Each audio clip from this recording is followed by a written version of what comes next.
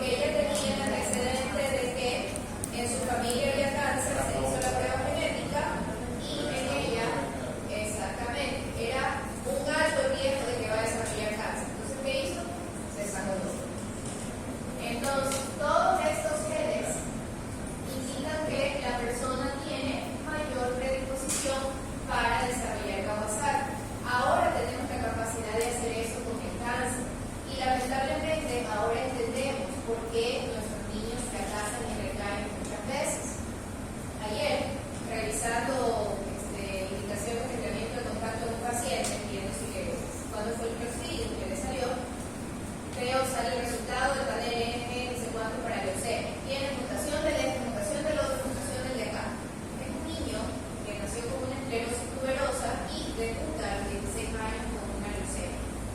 Y cuando ya podemos ver genéticamente lo que tiene, entendemos por qué le pasó la esclerosis tuberosa y por qué le pasó la leucemia. El niño que les estoy indicando, que es el niño que tiene el IMC de 36 y todo lo demás, y familiares, hijos de médico, tiene un montón de mutaciones. ¿Y eso qué hace? Eso establece el pronóstico, porque aquellos que tienen esas mutaciones tienen más probabilidad de recaídas. Entonces, el niño que les estoy diciendo que pasó, ese niño ni siquiera terminó la inducción, que es la primera parte de la quimioterapia, va para trasplante, porque ese niño va a fracasar. ¿Cómo lo sabemos? Gracias a que tenemos estudios genéticos. Entonces, lo mismo sucede en el Kawasaki, lo mismo sucede en el dengue, lo mismo sucede en todo. Nosotros estamos programados para tener ciertas enfermedades que dependen de los gatillos que encontremos. Entonces, también es muy importante, chicos, cuando ustedes trabajen con pacientes pediátricos, si ya les encuentran alguna cosa, ver qué es lo siguiente que le va a aparecer. ¿Cuántos niños con síndrome de Down han visto cuando llegan al hospital?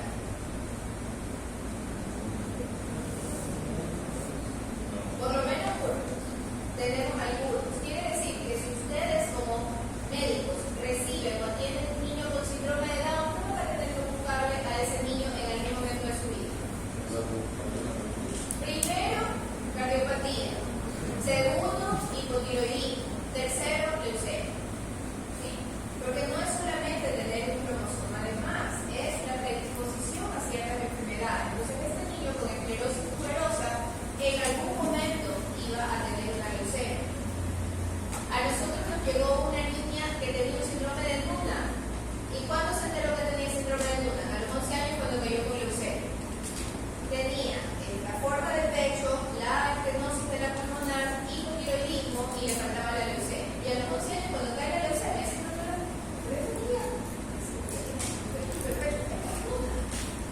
pero diagnosticaron Luna a los 11 años. ¿Cuándo se diagnostica leucemia? En la siguiente. Sí, si ya viene con estenosis de la pulmonar, tengo que buscarle eso. También, el otro día estaba la endocrinóloga ahí toda atacada. Me dice, no es posible, tengo una niña de 2 meses que me llega, ¿por qué no le he dado? Porque estaba con una hiponatremia, estaba toda deshidratada y todo lo demás, y se da cuenta que le palpa y no tenía testículos. Le manda a hacer todo el estudio médico, resulta que la niña es un X. Pero es una niña que tiene pene y es pronto pasivo. Entonces, ¿qué tiene esa niña?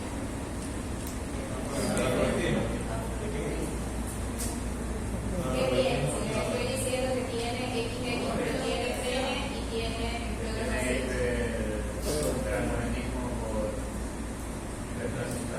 Tiene hiperplasia suprarrenal congénita, que eso está dentro del tamizaje neonatal. ¿Qué había pasado? O tamizaje neonatal a los 2 meses no se había realizado. Y resulta que era una niña que en el momento que hago el examen físico del recién nacido, tiene pene, pero no le faltan los testículos. ¿Qué tengo que hacer? Investigar dónde están esos testículos. Y si no existen, es porque algo está pasando. Entonces, esa es una niña con una hiperplasia suprarrenal congénita que tiene genitales masculinos porque se virilizó en algún momento, pero es una niña. No recuerdo si tenía o no tenía, pero creo que por eso que no estaban los testículos masculinos. No sé en qué camino se quedaron, pero tenía virilización. Me imagino que sí iba a tener, pero está en la camino, y la virilización en la parte de afuera. Pero es una niña. Entonces, ¿por qué está con la endocrinóloga? Porque necesita suplementación de largo de hidrocortisona. Entonces, por eso es importante, chicos, que cuando ustedes encuentran una cosa, ustedes que más se acompañen, porque a lo largo de los años eso va a aparecer. ¿Qué causa el Kawasaki? El Kawasaki causa un daño de endotelio, por eso se llama una vasculitis.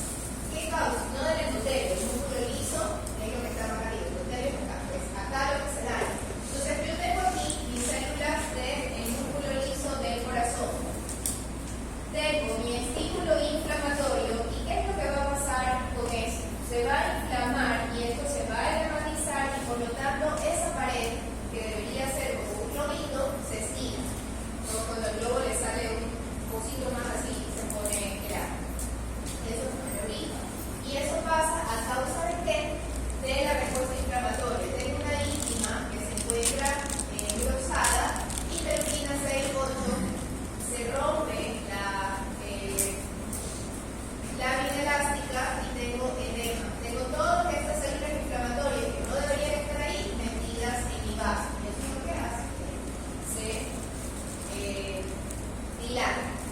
quién tengo por aquí molestando también? Mi amigo Macron. Pues está para todo lo que sea inflamatorio. Entonces, ¿qué características clínicas tiene el paciente?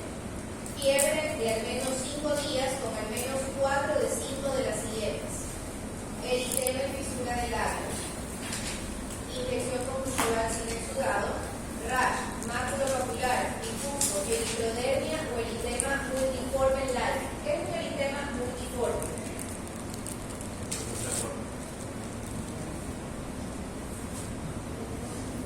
Varias presentaciones de lesiones cutáneas. Tiene varias presentaciones de lesiones.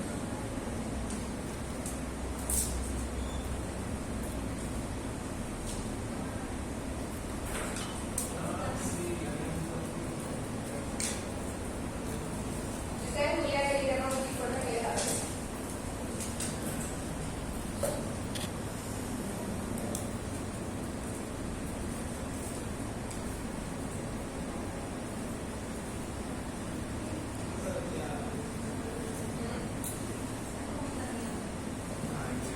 Tiro al plano.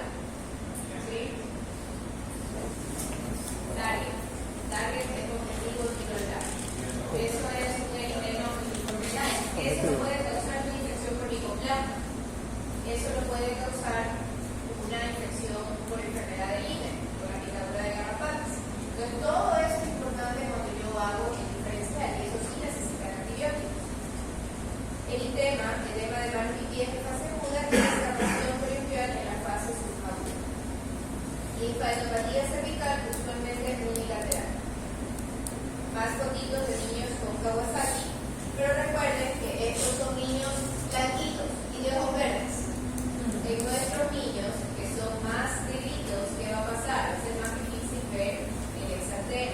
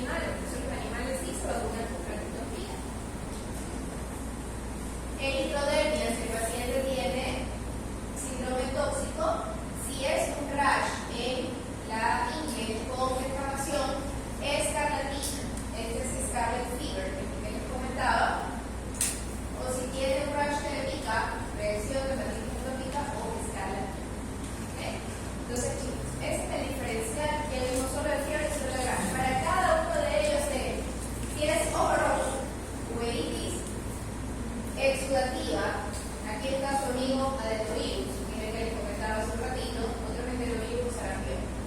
Si tiene respiratorios síntomas, si tiene daño en las mucosas, puede ser un herpes, puede ser un Steven Johnson, se le pasa con Steven Johnson y se va a morir.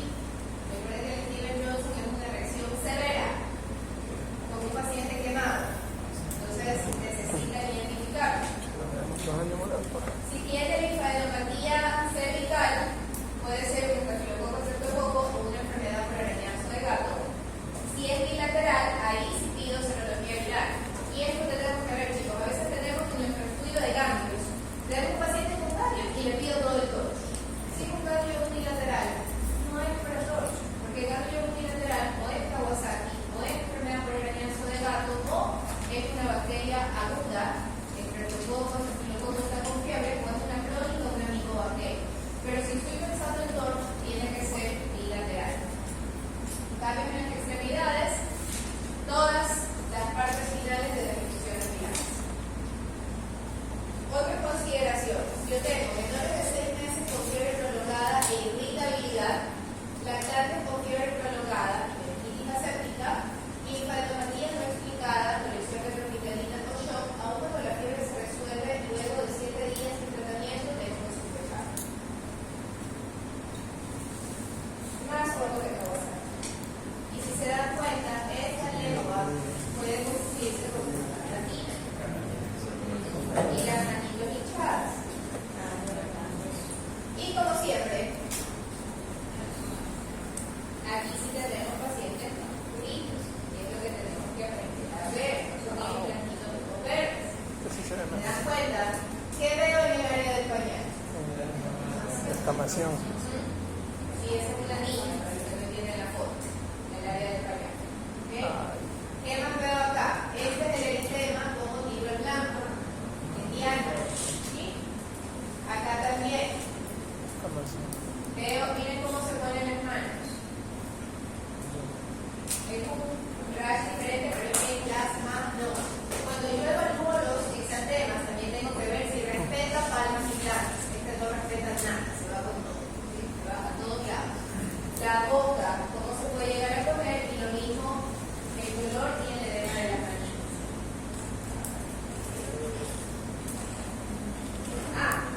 Y esto es algo muy característico de nosotros los latinoamericanos, que no tenían el estudio de Kawasaki de otros lugares. Cambios en la cicatriz de BCG. Búsquense su BCG, su cicatriz. La tiene. Está chiquitita.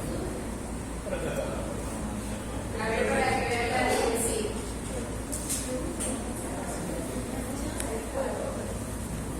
Ahí está. Ahorita cargo, no sé qué merece. Y así la tiene. Y generalmente sería el brazo derecho. ¿Qué piensan ustedes que les queda cicatriz de BCG? No es un brazo, es intradérmico. Por eso se deja cicatriz. Porque si es intradérmico es más hipogénico.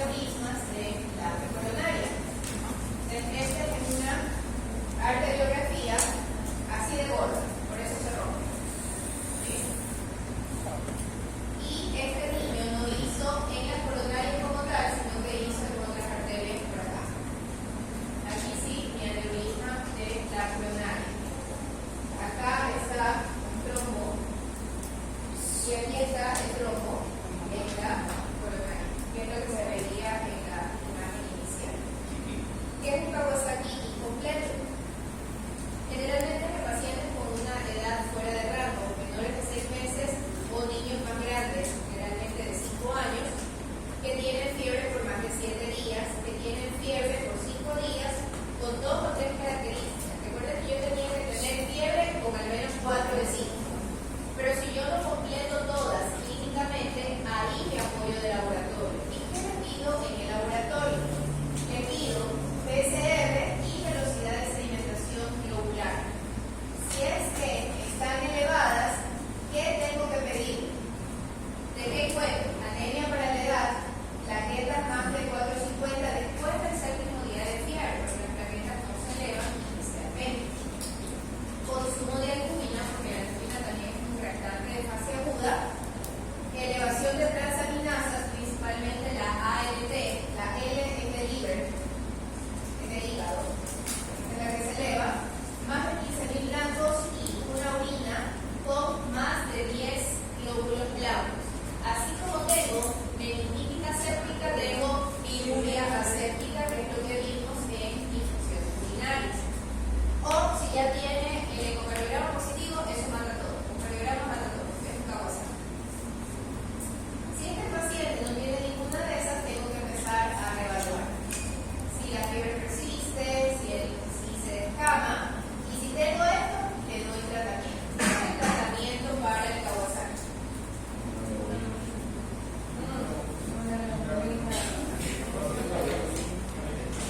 Inmunoglobulina, idealmente de los 10 primeros, dentro de los 10 primeros días, con la dosis de 2 gramos por kilo, dosis única de 10 a 12 horas.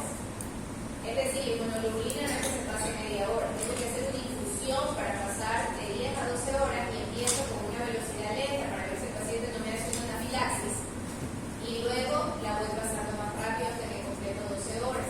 Y el paciente que le estoy pasando inmunoglobulina tengo que estar con terapia enzimática viéndolo porque me puede hacer una meningitis por inmunoglobulina, una meningitis aséptica o me puede hacer una reacción alérgica. Así que, ¿qué es inmunoglobulina? Es IgG, sacado de un montón de gente. Entonces, imagínense que la persona me vaya a hacer, el paciente no vaya a hacer una reacción alérgica.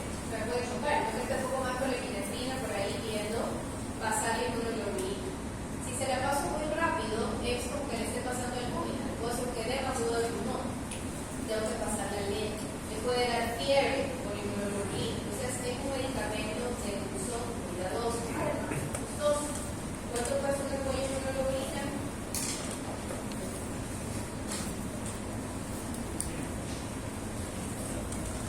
Esta no la vamos a poder estudiar. Precio MSP, cerca de $800 cada uno. Luego, del día 10, si aún existe evidencia de inflamación y se da aspirina, hay un debate si se le da a dosis de 100, dosis de 80 o dosis de 30. Cada vez que existe más evidencia que dosis más bajas son iguales de efectivas, dosis más bajas son iguales de efectivas, pero todavía hay mucha resistencia que si el paciente está tan inflamado, si le doy o no le doy la dosis más alta. Y luego que ya ha bajado la fiebre, lo dejo con tratamiento de 3 a 5 miligramos por kilo por día.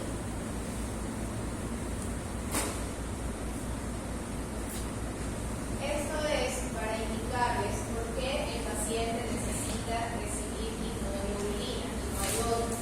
Entonces, así como ustedes van a pelear la inmunoglobulina para los pacientes con síndrome de Guillain-Barré, tienen que pelear la inmunoglobulina para los pacientes con Kawasaki. También tienen que pelear la inmunoglobulina para los pacientes con anemia hemolítica autoinmune. Hay criterios dentro de cada especialidad para utilizar la inmunoglobulina. En el caso cardiológico es Kawasaki. En el caso de las infecciosas es síndrome de Cohen-Toxo. El paciente que está con un SSCT, que es síndrome